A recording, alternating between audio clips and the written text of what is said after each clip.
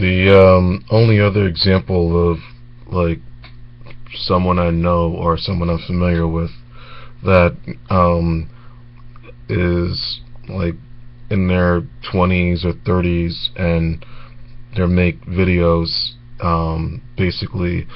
Well, I know Tom Green, like the nature of his videos is he's torturing his parents, and um I know there was like one thing where he spray painted something on the dad's car, or they may like wake him up with loud music, or maybe like a line of questions that I would never like ask my parents.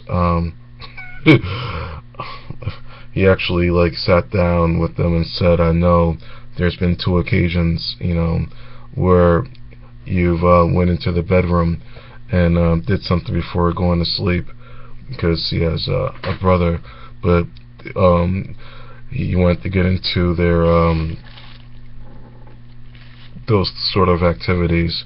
Of course, they responded to it like there is a lot of lines that he crossed. I'll just say that.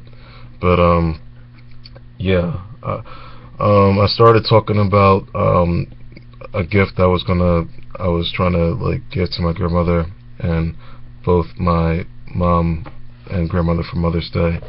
So yeah, what happened? I was trying to say that I don't own a car. It's between like the living situation, the transportation situation. It's like, okay, right now there is a point, and I'm not even gonna lie. It's been a little more than a year since I actually like left home to where it's not the best way to say it, but I'm just gonna say it. There was a point when I was living at home, and I was like my mother wanted like rent if I was living here full time, and then it got to the point about like this is around like March of last year, that I like stopped paying rent to her because this no longer became a permanent residence. Um, the situation I had in Florida, I mean, it started off cool, but right now I'm just sort of ready to part ways with, it's I know I was in like one place, and then towards my birthday, which was in July of that year, I relocated, and even though there was like certain amenities that was like there were some things that I benefited from that move. Right now in my head I'm thinking like it's gotten to the point where I can't. I'll talk about that another day. I know, like, I'll probably pick up where I left off with that once I'm back in Florida, because what I'm trying to do is actually enjoy the rest of my time in New York. And right now I got, I'll say a week roughly before that happens. So yeah, if I wanted to, like, I actually take the subway all the time. So I catch the bus. Sometimes I catch the van. So, and I always pass by, York College, or at least when I take the van, it's what I'm trying to say is, if I was going to do this for my grandmother, I wasn't going to have her like do that walk.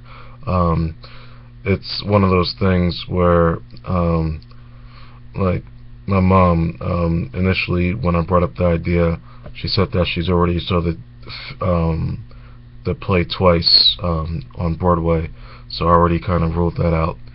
And I know I went in another video, I talked about my uncle's feelings towards not being in the vicinity of this college, because I'm not going to go into details, but I'll just say there was a good reason why he didn't want to be anywhere near that place.